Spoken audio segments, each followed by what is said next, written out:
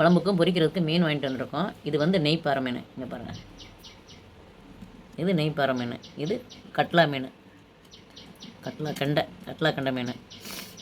இது பாருங்கள், இது ஃபுல்லாக மண்டை க்ளீன் பண்ணி வச்சுருக்கேன். ரெண்டையுமே க்ளீன் பண்ணி வச்சுருக்கேன். இன்றைக்கி குழம்புக்கு மண்டையில் ஃபுல்லாக குழம்புக்கு போட்டுருவேன். வாழை மண்டையும் குழம்புக்கு போட்டு துண்டங்கள் வந்து பொரிக்கிறதுக்கு வச்சுருக்கோம். இப்போ வீட்டில் அடைச்சி வச்ச பொடி, மீன் பொடி, கொஞ்சம் மல்லிப்பொடி போட்டிருக்கேன் லைட்டாக. இஞ்சி பூண்டு மல்லி போட்டு அரைச்சா 1 ஸ்பூனு மசாலா. இப்போ இது கூட கொஞ்சம் நல்லெண்ணெய் சேர்க்குறேன்.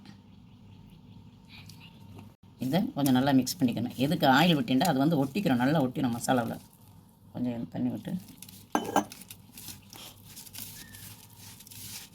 எல்லாத்தையும் கலந்தாச்சு பாருங்கள், தண்ணியோட கலந்தாச்சு. இப்போ ஃபிஷ்ஷில் தடவி கொஞ்சம் ஒரு 2 நிமிஷம் காய வைக்க போகிறோம். உடஞ்சிடாமல் ஃபுல்லாக இது பண்ணணும், மசாலா தடவிடணும். ஃபுல்லாக தடவிட்டு கட்டுறேன் பாருங்கள். மீன் குழம்புக்கு அரைக்கிறதுக்கு இப்போ சின்ன வெங்காயம் ஒரு 20 சின்ன வெங்காயம், ஒரு 10 பல் பூண்டு, கொஞ்சம் காஷ்மீர் மிளகாத்தூள் ஒரு 4, கருவேப்பிலை தழை ஒரு 10 மிளகு போட்டிருக்கேன். இது அரைச்சி மசாலா வைக்கிறதுக்கு, மீன் குழம்பு வைக்கிறதுக்கு மசாலா இது. எண்ணெய் ஊற்றுறேன். நல்லெண்ணெய் ஒரு 50 ml போட்டிருக்கேன் பாருங்கள். எண்ணெய் காஞ்ச உடனே கடுகு கொஞ்சம், வெந்தயம் 1 ஸ்பூன், ஒரு 3 பச்சை மிளகா, ஒரு 10 பல் பூண்டு, வெங்காயம் நறுக்கி வச்சுருக்கேன் பொடியாக. இந்த வெங்காயம் சீக்கிரம் வதங்கினா கல் உப்பு போடணும். வெங்காயம் இந்த பதம் வந்துருச்சு. இந்த பதம் வந்த உடனே தக்காளியை போடுவோம். ஒரு தக்காளி நறுக்கி வச்சு தக்காளி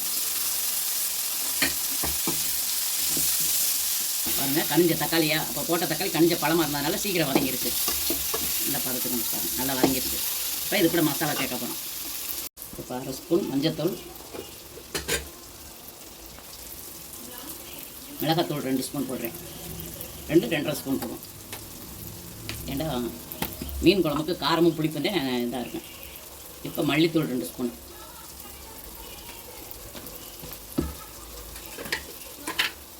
இப்போ அது இந்த மசாலா இது கூட சேர்த்து தக்காளி வெங்காயத்தோடு சேர்த்து வதக்கிடணும்.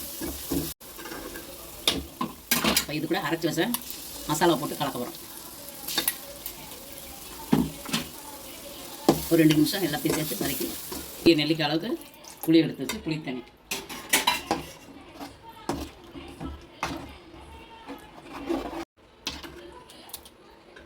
ஊற்றுறோம். குடும்பத்துக்கு ஏற்றாப்புல எத்தனை பேர் இருக்குமோ அத்தனை பேருக்கு ஏற்றாப்புல நம்ம தண்ணி ஊற்றி இந்த குழம்பு ரெடி பண்ணிக்கிறோம். பாருங்கள், குழம்புக்கு தேவையான சீரா ரெடி. உப்பு பத்தலைன்னா போட்டுக்கலாம், கல் உப்பு போட்டுட்டேன். இப்போ உரப்பு புளிப்பு சரியாக இருக்கான்னு பார்த்துக்கங்க, தேவைப்பட்டால் கூட்டி வச்சுக்கலாம். உப்பு உரப்பு எல்லாம் சரியாக இருக்குது. குழம்பு கொதிச்சுக்கிட்டு இருக்கு.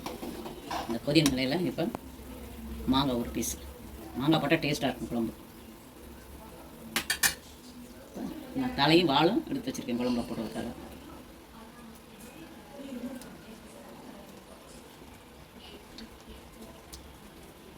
இல்லை 2 நாளாக மழை பெஞ்சிக்கிட்டு இருக்கா, அதனால் மீன் குழம்பு வச்சு சாதம் சூடாக வடித்து உட்காந்து சாப்பிட்டோம்னா, பிடிச்ச மீன் இது வச்சு சாப்பிட்டா சும்மா கும்முன்னு இருக்கு.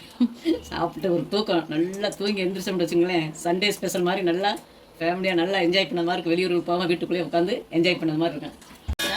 லைட் அதில் மூடி வைப்போம். நல்லா வெந்து நல்லா இருக்குது, நல்லா கரைச்சி வெந்துருச்சு. இப்போ வாசனைக்காக கொஞ்சம் கருவேப்பிலை, அப்படியே ஒரு 2 மல்லித்தழை, அவ்வளோதான். அப்படியே அடுப்பு ஆஃப் பண்ணி மூடி வச்சிட வேண்டியதான். மீன் குழம்பு ரெடி.